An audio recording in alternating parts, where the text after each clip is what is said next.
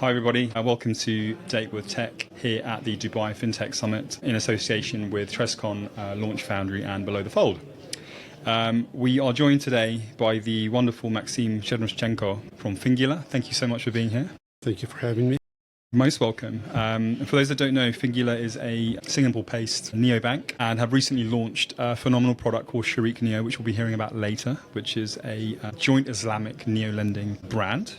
Targeting effectively global Muslim markets and with a focus on digital credit. So I think it's a very, very pertinent conversation happening today at the summit, but also the fact that it's a proposition that will benefit not only the Middle Eastern world, but the Islamic world, especially to drive inclusion effectively for underserved Muslims worldwide. Maxime, what's behind the launch of Shareeq Neo as a separate Islamic brand, and how does the project different from your existing venture? Very good question, thank you. So Fingular is a global company by design. Fingular is aspiring to be present in all developing markets eventually, all markets around the globe. And when you look at those markets, there is a very important subset, which are Muslim countries. There are several reasons why this subset is so important. First of all, rate of population growth in the Muslim countries exceeds that of any other developing country. Secondly, the problem of financial inclusion, or rather exclusion, is the most acute for people living in these markets.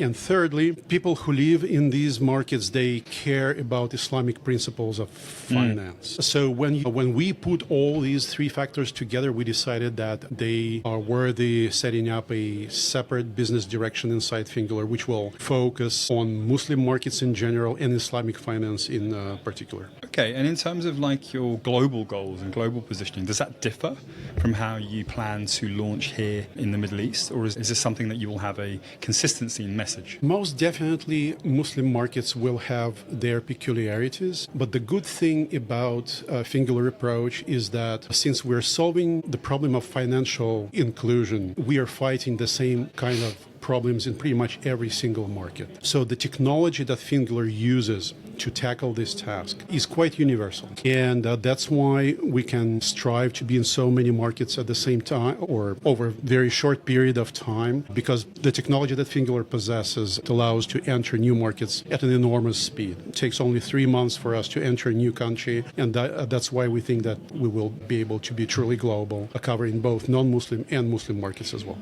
We'll hear a bit later about your products and obviously the cutting edge tech behind what you're doing. But I really want to ask a pertinent question, which is, why is it that so many billions of Muslim people feel financially underserved today? What's the blocker to credit access by so many banks worldwide?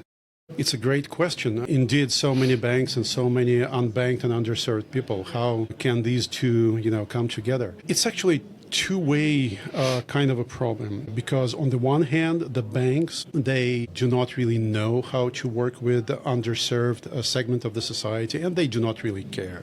They do not want to go into trouble of figuring out how to service these people. They do not have the tech, they do not have the inclination. On the other hand, customers are also to blame to a certain extent in that underserved people, they do not know how to behave with traditional financial institutions. They do not know how to handle complicated financial products. That's why it is very important for intermediaries like Fingular to step in and to bridge this kind of a gap. It's really fascinating, your position and your play here in terms of how you're supporting people both in their kind of like financial journeys, but also in their human journeys effectively to be economically sound, economically viable. But do you think then that there are certain exclusions that are befitting of certain environments or certain markets? Is exclusion the same everywhere, or is it a regional cultural problem? I believe that the problem is inherently the same everywhere. Because it's this mutual distrust of banks with respect to unbanked clients, and also clients not knowing how to handle complicated financial products. This creates the disconnect. And the positive side of that is that in order to solve this problem, you can apply the same technology everywhere. And that's what really makes Fingular technology universal. Once we figured out how to tackle certain issues, we can take it across borders, and it will work literally in every single market.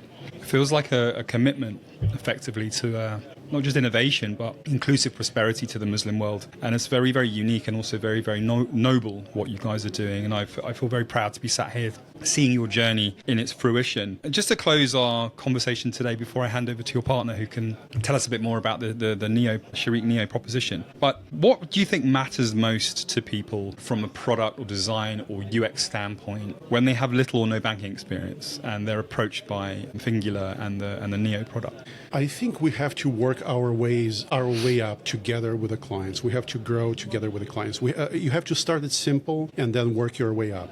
For example, in Fingular's case, we start from relatively simple lending products such as installment loans. Then we proceed to something more complicated like BNPL or a credit line, or eventually all rolls up into a full-blown retail banking ecosystem, but we take it step by step.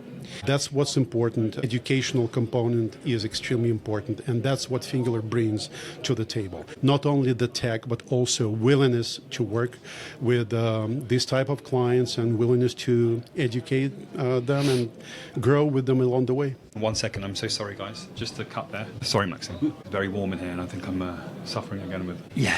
Maxim, thank you so much for your time. It's been amazing to hear from you this morning. I look forward to seeing where Fingular go, not only locally but globally as a brand and as a promise. And we'll be following you closely. And good luck at the event and with the folk that you'll meet and the network that you'll create. And see you soon. Thank you very much. It's great to be here. Thank you so much, sir. Right. My goodness.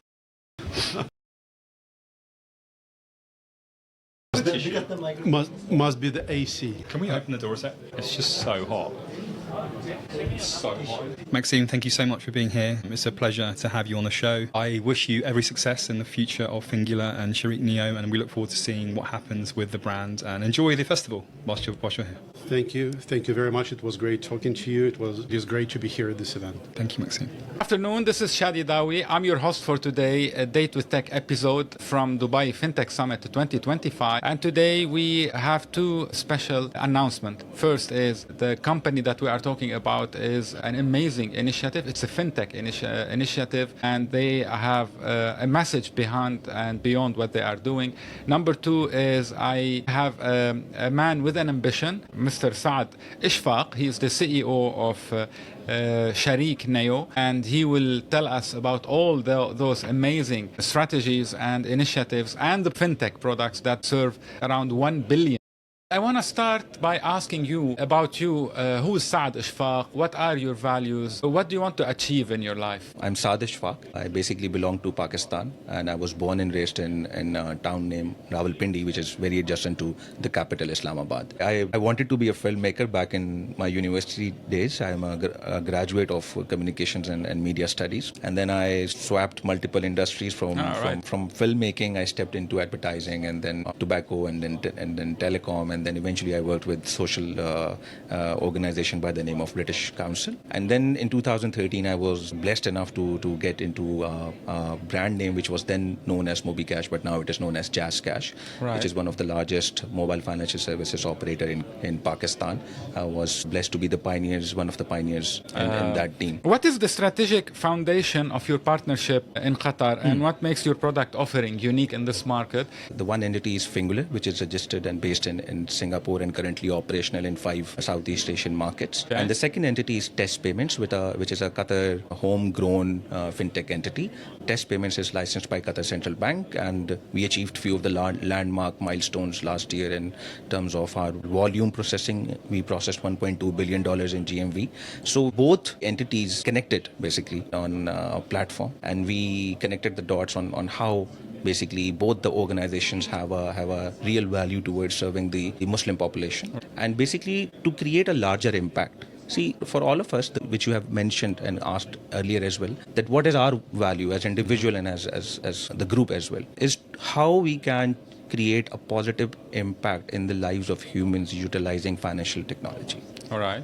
So it's not always about the balance sheet in the boardrooms. So that's how we came to a true problem, and that was access to credit and access to finance in Qatar and beyond. And to further trickle down is the blue collar workers, is the population which is approximately 60% does not have access to credit and access to finance. So this is where basically we created a Shareeq Neo, and this is how we formulated this partnership. And now Shareeq Neo is a registered entity based out of Doha, Qatar. Allow me to ask you, what makes Shareeq Neo unique or different in what you are doing? So the exact, from the use case perspective, which we are going to start to build the right traction is advanced salary. Or advanced 30-day salary loan or 30-day pay loan. What we have done is we have partnered up with banks and financial institutions who are managing blue-collar workers' WPS system across Qatar. All right.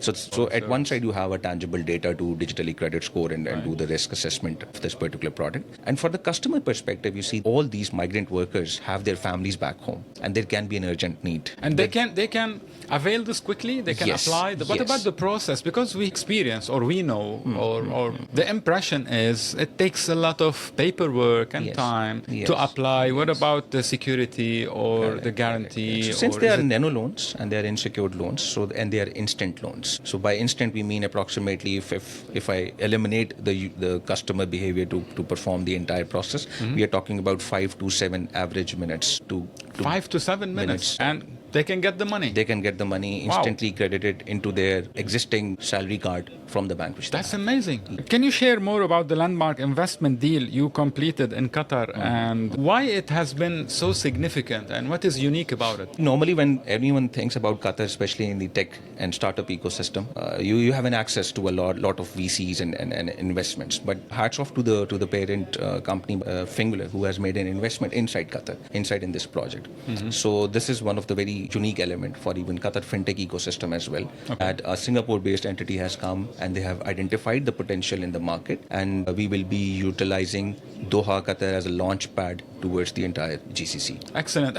What are the initial priorities and first steps when you launched Shareeq Neo? Or so what was the objectives? So we have exactly two main milestones for this year to achieve. One is definitely to get regulatory approval from the Qatar Central Bank to independently launch and get a regulatory... Which is not yet there? It is in the process. It's in the process. It is in the process, and this is the first milestone which we need to achieve within this year. And we are targeting to complete that by Q3 of this year. The second is that we have partnered up with Doha Bank, Al Rayyan Bank, and couple of more partnerships which I cannot disclose right now due to the nature. So once we have that, we have a partner embedded network as well, where we will embed our regulatory approved product inside the partner network. And utilizing the data which they have, we need to launch at least 2 to 3 partner embedded products inside Qatar. Amazing. So from one side, it's the regulator which we need approval, and the other is the market validation. So these two will combine to expand outside Qatar as well in the next year. Are your products or business model designed to scale beyond Qatar into other Gulf countries? So there are certain strategic partners who are inside Qatar but operational outside Qatar as well. So if we are able to validate the product and the business model to them in Doha, definitely the next markets is GCC, and then beyond GCC we look at the MENA region as well. May I ask you to conclude with a statement to everyone who will be watching this episode, Date with Tech, and how do you describe this briefly and tell them about the advantages and long-term strategy? We have a single vision, and that is to empower people with access to credit, and especially to a certain class of socioeconomic class of the society, which is underbanked, not just unbanked, but primarily underbanked as well. And in this particular mission, I'm sure your listeners do have the numbers and access to information, that how we can not just create a value for the entire society, but for the shareholders and for the prospective investors as well in this. So whoever who believes in changing lives, creating an impact through fintech should keep an eye on us and keep watching that how we're going to transform this industry. Mr. Saad Ishfaq, Shareeq Neo CEO, thank you very much for being with us on this amazing episode of Date with Tech, and we wish you all the best, and we look forward to have you as our guest in future.